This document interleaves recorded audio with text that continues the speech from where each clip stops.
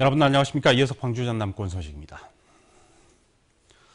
강원도에는 폭설이 내렸고 광주와 전남 지역에도 오늘 아침에는 쌀락눈이 내렸지만 그래도 계절의 변화는 어쩔 수 없는가 봅니다. 나비는 날개짓을 시작했고 들녘에는 푸른빛이 조금씩 차오르고 있습니다. 막 기지개를 켜고 있는 남도의 봄 기온을 문현철 기자가 전해드립니다. 사육장 안이 따사로운 햇살로 가득 차고 밤새 웅크렸던 나비들이 기지개를 켜기 시작합니다. 저마다 화려한 날개 문양을 뽐내며 이 꽃 저 꽃을 옮겨다니고 달콤한 꿀 한 모금으로 교훈의 갈증을 씻어냅니다. 한평군 나비 대축제 기간 5월 2일부터 11일까지 호랑나비의 23종의 15만 마리를 주기적으로 방사할 계획입니다. 초목은 여전히 잿빛이고 메마른 건불만 나뒹구는 산비탈. 그 틈바구니에서 앙증맞고 산도란 복수초가 고개를 내밀었습니다. 봄을 빨리 맞으려는 욕심에 온 땅을 뚫고 나와 가장 먼저 꽃을 피웠습니다. 눈 속에서도 핀다 하여 눈색이 꽃, 얼음색 꽃이라고도 부릅니다. 복복자 목숨 숫자를 쓰는 복수초는 복과 장수를 가져다 준다는 대표적인 꽃으로 동양에서 꽃말은 영원한 행복입니다. 농촌 들녘에도 푸른빛이 켜켜이 쌓여갑니다. 지천으로 깔린 쑥 내음에는 봄 기운이 듬뿍 묻어나고 봄을 캐는 농부의 손길이 바빠졌습니다. 겨울을 넣기 싫어서 시샘을 부리는 한파에도 남도의 봄은 어김없이 찾아오고 있습니다. MBC 뉴스 문현철입니다.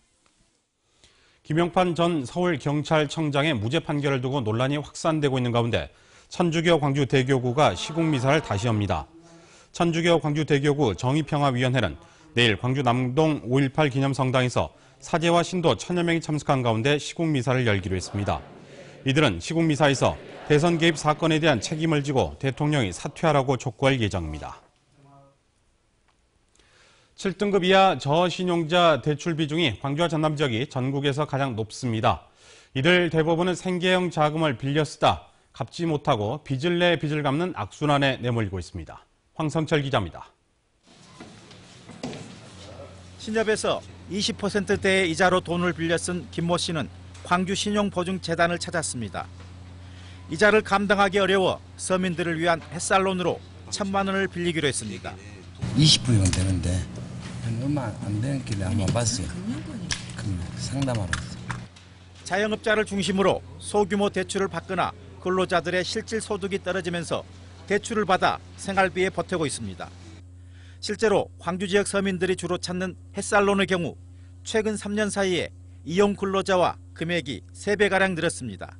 신용 등급이 6등급부터 10등급까지 저신용자들이 이용하는 상품이거든요. 그래서 2천만 원까지 한도로 해가지고 이들 상당수는 생계형 자금을 대출 받았다 제때 갚지 못하고 7등급 이하 저신용자로 추락하고 있습니다. 광주 전남의 7등급 이하 저신용자 대출 비중은 16.5%로 전국 평균 13.0%보다 높고 다른 지역에 비해서도 월등히 높습니다. 300만 원 이하의 소액 대출이 주를 이루고 있으며 이에 대한 연체율 또한 높은 것으로 이렇게 분석되고 있습니다. 한번 저신용자가 되면 고금리 대출이 늘어나고 다중채무자로 전락하는 경우가 허다합니다. 이들은 생계형 자금을 대출 받았다가 갚지 못하자 고금리 대출로 빚을 갚고 있습니다. 빚을 내 빚을 갚는 악순환이 되풀이 되면서 결국 자신이 감당하기 어려운 지경으로 내몰리고 있습니다. MBC 뉴스 황성철입니다. 방제당국이 여수 해상과 해안에 대한 막바지 방제 속도를 내고 있습니다. 여수시 사고대책본부는 사고가 발생한 해상과 기름띠가 밀려온 만성리 해수욕장, 신덕마을 해안 등에서 더 이상 유류, 유분과 부유물질이 관찰되지 않음에 따라 인력, 장비 등의 투입을 탄력적으로 운영하고 있습니다. 우이산호 충돌로 기름 유출 사고가 발생한 지난달 31일부터 지금까지 만여 명의 방제 인력이 투입돼 방제 작업을 벌였습니다. 영암의 산란계 농장에서 발생한 AI가 고병원성으로 확진되면서 피해 규모가 더 늘었습니다. 전라남도에 따르면 영암의 산란계 농장에서 발생한 AI가 고병원성으로 확진됨에 따라 인근 3개 농가의 오리 3만 7천 마리가 추가로 살처분됐습니다.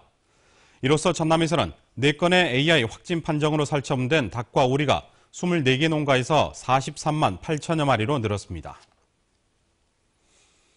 광주 북부경찰서는 무면허 벌침 시술로 지인을 숨지게 한 혐의로 51살 남모 씨를 구속했다고 밝혔습니다. 경찰에 따르면 남 씨는 지난 6일 자신의 아파트에서 지인 홍모 씨의 목 뒤와 손가락 등 7곳에 무면으로 벌침을 시술해 숨지게 한 혐의를 받고 있습니다. 홍 씨는 벌침을 시술받은 직후 어지럼증을 호소하며 인근 병원을 찾았지만 결국 숨졌고 경찰은 과민성 쇼크사일 가능성이 높은 것으로 보고 있습니다. 강원태 광주시장이 이번 달에 열 예정이었던 출판 기념회를 취소하기로 했습니다. 강원태 시장 측은 보도자료를 통해 민주당 김한길 대표가 최근 발표한 혁신안을 지지한다며 특히 출판 기념회 투명화에 대해서는 수익 공개를 넘어 아예 개최하지 않는 것이 바람직하다는 판단에 따라 계획을 취소했다고 밝혔습니다.